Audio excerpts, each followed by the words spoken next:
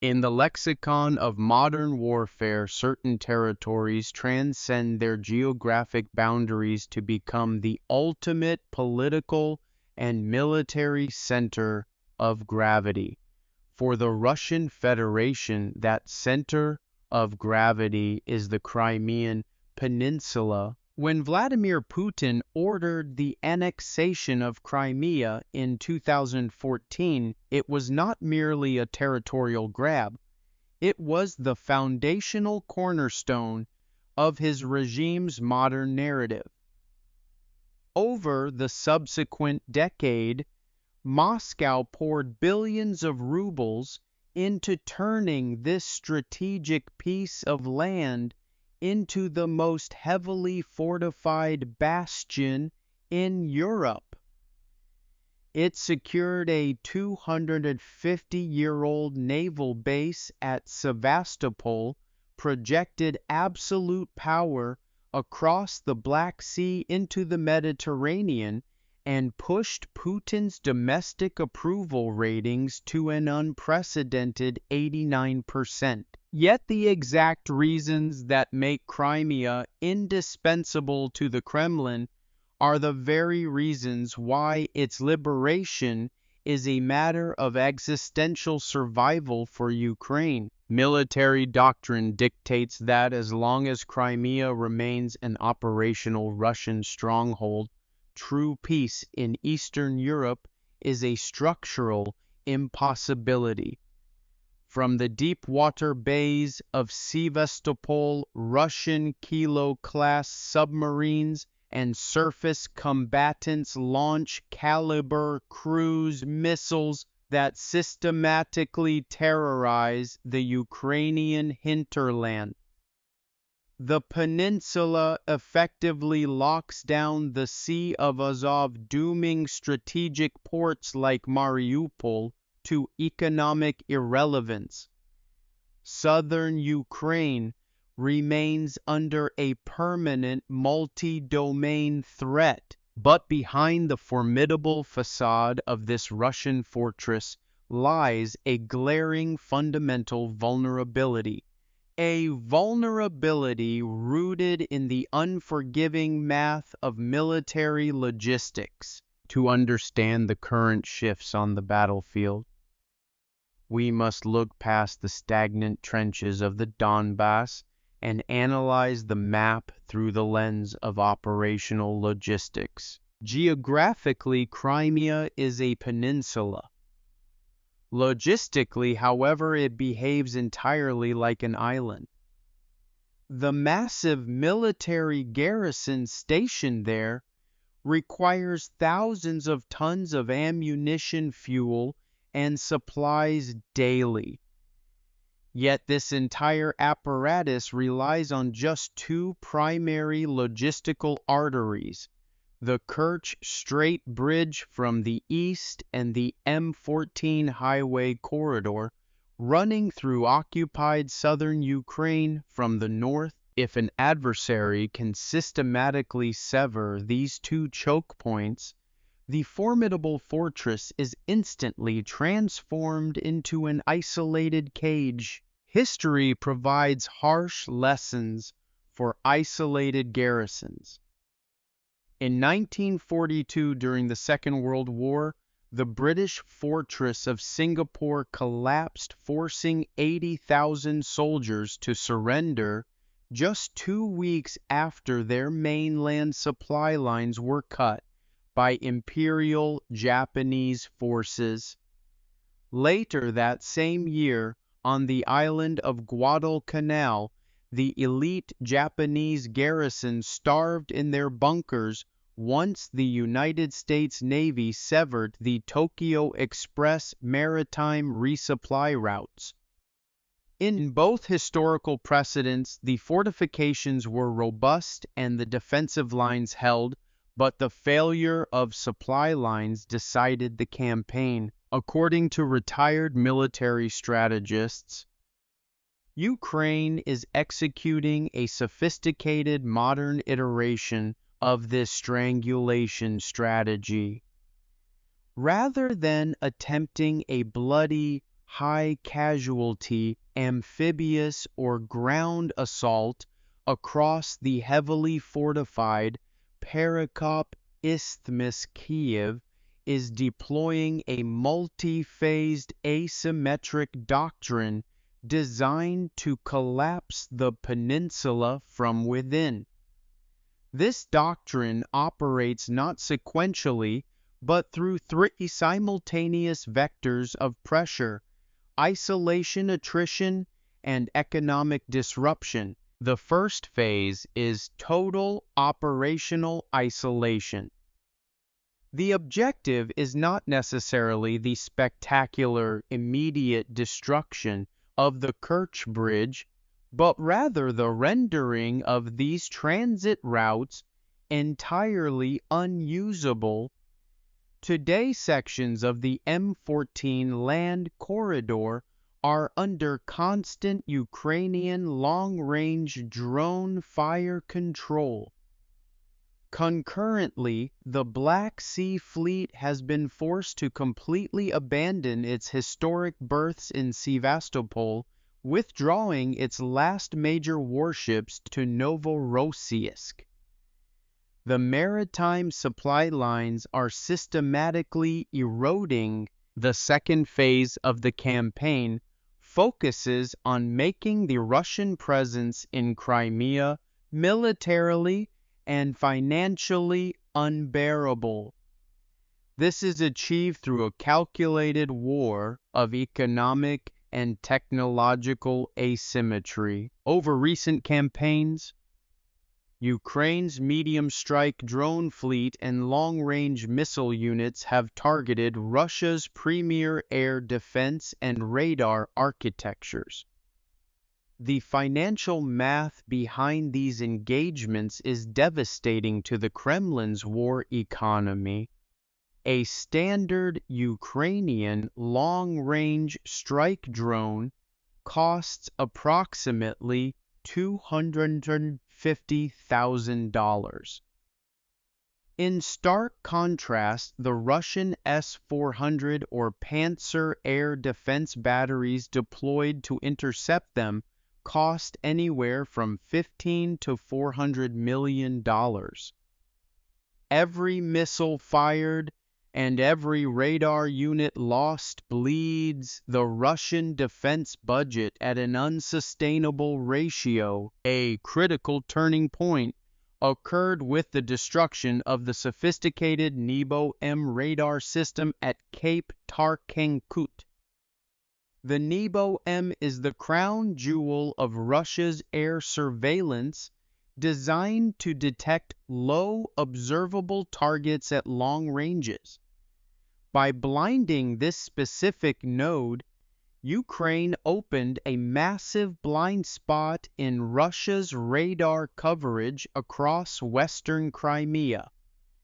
This created a permanent low-altitude drone corridor through which subsequent waves of cruise missiles and loitering munitions could penetrate deep into the interior. This brings us to the third phase: localized economic and resource collapse.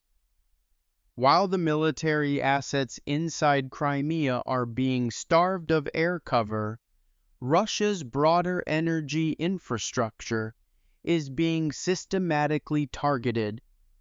Refining capacity has dropped significantly under targeted drone campaigns. This presents Vladimir Putin with an agonizing resource dilemma, a classic military trap. If the Kremlin heavily reinforces Crimea with its remaining top-tier air defense systems and elite VDV airborne units, it must pull those assets directly from the active front lines in Donetsk and Zaporizhzhia. We have already witnessed the consequences of this dilemma. The Russian offensive toward the critical logistics hub of Pokrovsk stalled precisely because high-readiness units had to be diverted south to plug security gaps in Crimea. Conversely, If Moscow chooses to defend the Donbass front line, the Crimean garrison is left exposed to accelerating precision strikes. Every tactical move the Russian general staff makes to solve one vulnerability inevitably opens two more. To truly understand how this modern siege is outpacing traditional Russian doctrine, we must analyze the invisible front line, the electromagnetic spectrum. In an attempt to counter Ukraine's drone supremacy, Russia has deployed its most advanced electronic warfare suites to the peninsula, including the Murmansk BN and Krasukha 4 systems. These installations are designed to jam GPS signals, disrupt satellite communications, and sever the command links of incoming munitions. However, modern military analysis reveals that Ukraine has successfully adapted to these countermeasures. By integrating advanced inertial navigation systems and terrain contour matching algorithms into their long-range drones, Ukrainian engineers have rendered these weapons largely immune to GPS jamming. Furthermore, Ukraine has utilized Western-supplied anti-radiation missiles, such as the AGM-88 HARM, to home indirectly on the powerful electronic signals emitted by Russian jamming stations, turning Moscow's electronic shields into giant targets. This technological adaptation has enabled highly coordinated multi-domain strike packages. Typically, a strike begins with waves of cheap, domestically produced decoy drones designed to activate and saturate Russian air defense radars. Once the Russian batteries reveal their positions by opening fire, low observable British Storm Shadow and French Escalp e.g. cruise missiles are launched. It was precisely this multi-layered tactic that allowed Ukrainian forces to strike the Black Sea Fleet's headquarters in the heart of Sevastopol. The psychological and operational impact of that single strike cannot be overstated. It shattered the myth of Crimea's invulnerability and triggered the mass evacuation of the Russian surface fleet to safer, more distant waters. Now, with the addition of F-16 fighter variants equipped with advanced electronic countermeasures and precision-guided munitions into the theater, the pressure on Russia's remaining air defense network has reached a critical bottleneck. The airspace over Crimea is no longer a contested zone. It is actively transforming into a shooting gallery where Russia's most expensive military hardware is systematically dismantled. Beyond the immediate tactical gains, the battle for Crimea carries massive global economic implications. Historically, Ukraine's agricultural sector served as the backbone of its national economy, with over 90% of its grain exports flowing through deep-water Black Sea ports like Odessa and Chornomorsk. These exports were critical not just for Kyiv, but for the food security of millions across Africa, the Middle East, and Southeast Asia. When Russia weaponized its naval presence in Crimea to enforce a total maritime blockade in 2022, global food prices spiked and Ukraine's economy faced immediate strangulation. Even after the collapse of the UN-brokered Black Sea Grain Initiative, Moscow believed it could maintain an economic chokehold on Kyiv from its naval bases on the peninsula. They miscalculated. Through the aggressive deployment of domestically developed Megra V5 explosive sea drones and Neptune anti-ship missiles, Ukraine achieved what many naval theorists thought impossible: a country without a functional conventional navy forced a dominant regional maritime power into a humiliating retreat. History shows that occupied territories are rarely surrendered through goodwill or diplomatic negotiations alone.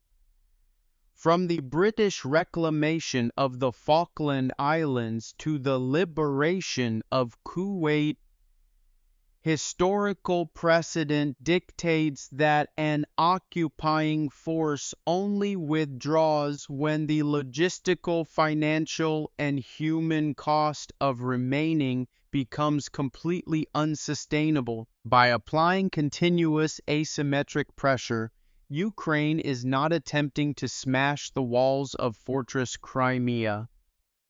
Instead, it is systematically emptying the supply rooms behind them. Vladimir Putin built a grand fortress to project imperial power. Through the cold, calculated math of modern logistics, Ukraine is turning that fortress into the ultimate cage. The strategic question is no longer whether Russia can hold Crimea. The question is how long the Kremlin can afford to bleed for a peninsula it can no longer logistically sustain. Thank you for watching this analysis by Warfront Logic Style Network. If you want to stay informed on the deep strategic logic shaping global conflict, make sure to subscribe, hit the notification bell, and leave your thoughts on the Crimean logistical trap in the comments below. See you in the next analysis.